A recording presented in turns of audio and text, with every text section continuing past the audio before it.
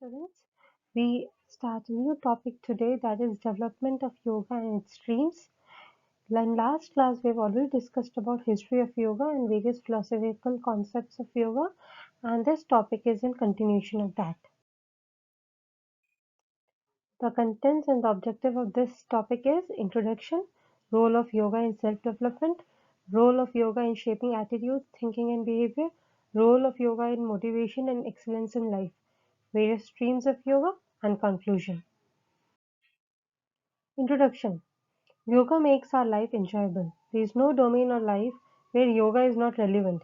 It changes our attitude towards life, it awakens our creativity, and enriches our relationship with others. In the light of yoga, nothing remains simply mundane, but everything gets a touch of the sublime. Sense self in the sense of ego, but term self does not mean merely the ego. According to the Indian thought, the ego in us is the actor, knower, and experiencer. That which all the functions of body and mind is generally known as I or ego. But it is only the reflection of absolute called Brahman or pure consciousness. It is said that ego is the image of the divine spark within us, which gives us the vitality, make it do all the works mental as well as physical. It is treated as distinct identity with its own qualities and functions. So if we see the Vedanta philosophy of yoga, it says that Brahman, that is a super consciousness, that is supreme power, is in should be united with our jiva, or you can say soul. So self is what when we are discovering our own self and trying to unite with the divine power.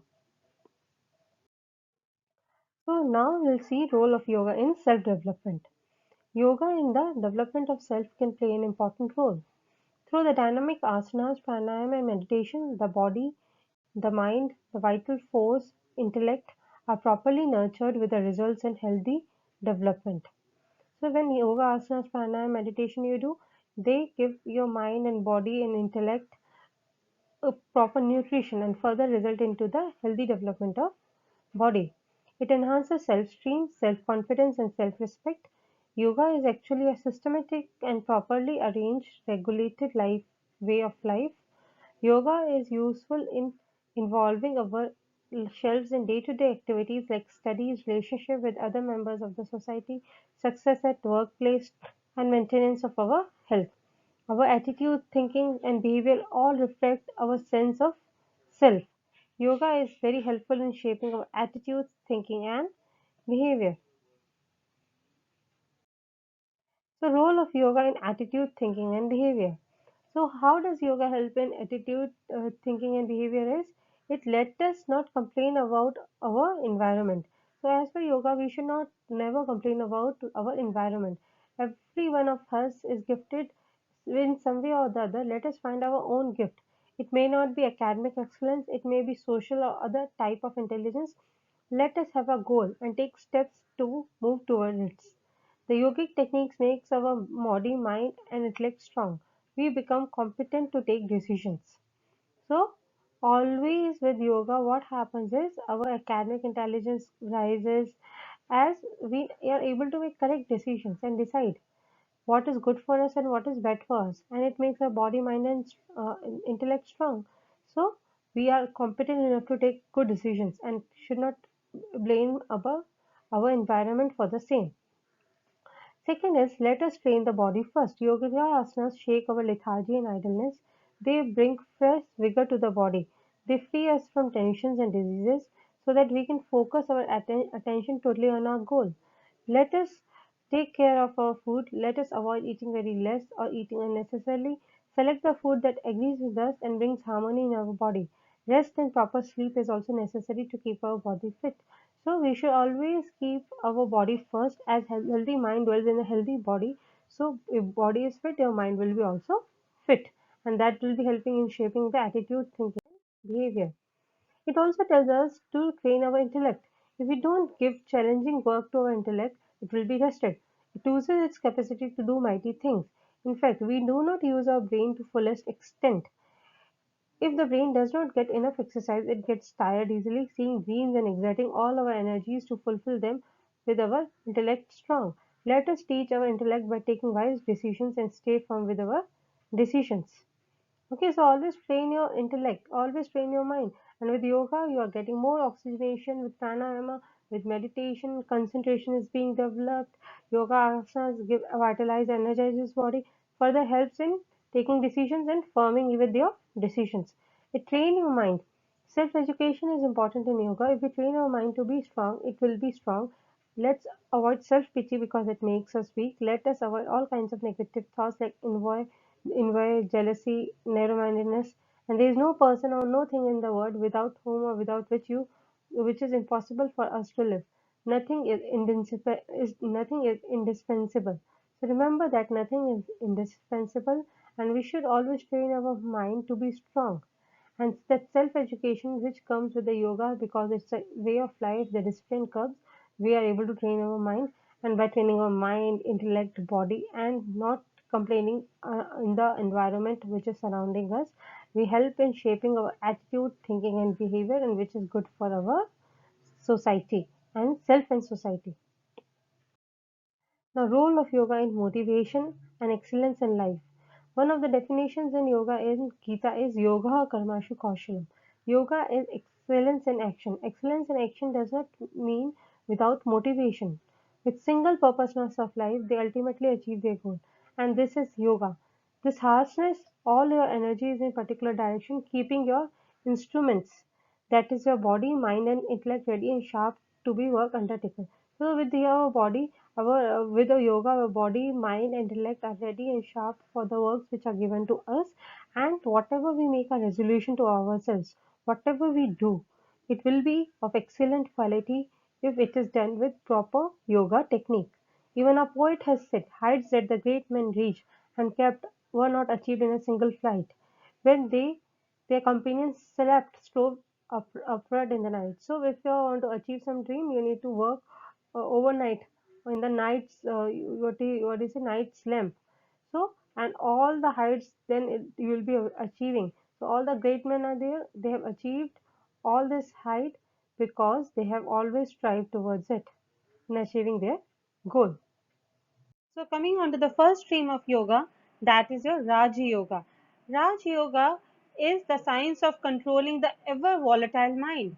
The mind which is your in a state in which it is always overlapping, thinking of something else or the other. So when Raj Yoga is a science of controlling the modifications of the thought which continuously arise in the mind. When the restless mind is brought under control through the practice of your meditation, it generates tremendous power and releases energy which is dormant in man.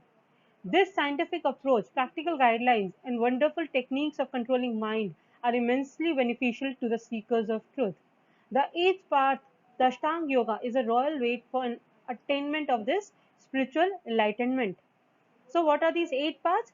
That is your yamas, niyamas, asanas, pranayama, pratyahara, dharana, dhyana, and samadhi, which we will be doing in detail in Patanjali Yoga and Ashtanga Yoga in practical. So regular practice of this meditation not only helps us to unfold our divine nature, but also helps us in our day-to-day activities.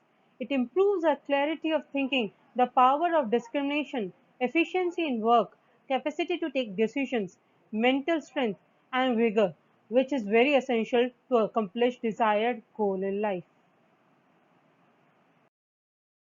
Coming to Bhakti Yoga is a divine love brings God closest to a spiritual aspirant. The emotion of love is a divine gift to men. Worldly love when directed towards an offer to God often becomes devotion. Sri Krishna says in the Bhagavad Gita, whosoever offers me with a devotion, a leaf, flower, or fruit and water, I accept that the pious offering of the pure in the heart.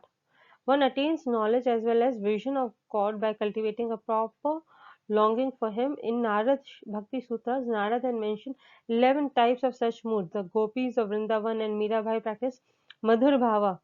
They loved Sri Krishna as their husband. Dhruva loved Lord as his father. So the sages practiced Santa Bhava, peaceful attitude by regular japa and practices. Hanuman found delight in serving Lord. It is known as Dasya Bhava, the attitude of servant. Arjuna towards Krishna like Vatsalya, friendship. And the great devotee Bali is a supreme example of complete surrender to the Lord. Atmana Bhava. Then selfless love along with the alone will lead to us to the divine. That is about your Bhakti Yoga. Coming to the Karma Yoga is a saving mantra for humanity in this age.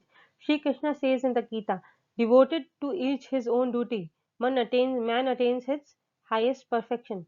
He from whom is the evolution of all beings, by whom all this is pervaded. Worshipping him with his own duty, man attains perfection. One must consider oneself as a mere instrument in the hands of God. He alone is a doer, and we are just mere puppets. Arjuna wanted to run away from the battlefield, giving up his Kshatriya dharma. He wanted to embrace a life of a mendicant. Sri Krishna dissuaded him and exhorted him to follow Arjuna's own dharma. Sri Krishna quoted the example of Janaka. Janaka, while discharging his duties as a king, attained rishihood and is therefore is also called as Rajashri, a king and rishi in one. If a person, whether he is a Brahmin or Kshatriya, Vaishya or Shudra, does his work with honesty and sincerity, dedicating the fruits of his action to God and takes resource to dharma, ultimately attains perfection while leads to peace, happiness and immorality. And the last one is your Gyan Yoga. Gyan Yoga is the path of knowledge, is the shortest but most difficult path for one to thread. The path of knowledge, through constant discrimination between real and the unreal, one has to deny the existence of body, constantly thinking of the spirit within. Great sages of India discovered in their deep meditation innumerable spiritual truths about man and the universe. Even the emperors and the king used to seek their advice and blessings. Shankaracharya, great teacher of Advaita, who propounded the path of knowledge, preached Mayaveda. According to him, the sun of knowledge, that is your Atma, is always self-effulgent. It is a cloud of ignorance or Maya which hides the self. We have Rama Maharshi, who was always absorbed in the thought for self. For him, the whole universe appeared like a reflection in a mirror, which is only reflection of appearance and not reality. Swami Vivekananda, who carries the thoughts of Eastern sages to the Western world, in the present stage, he proclaimed the truth of Vedanta first to the Parliament of Religions of Chicago in 1983. He propounded monastic order.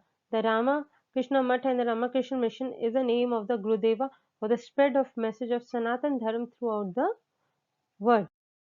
So to conclude, I would just summarize the streams. That is, Karam Yoga is also called as Yoga of Action. Jnana Yoga is also called as Yoga of Wisdom.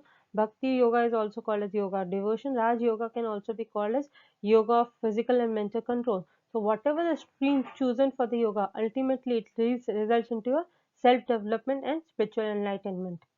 Thank you. And for references, you can go through these literatures which are available. Hatha Yoga Pradipikaya, in that you'll be finding very nicely. Asana, Pranayama, Mudra Bandha, also you can find the text very nicely. Thank you very much.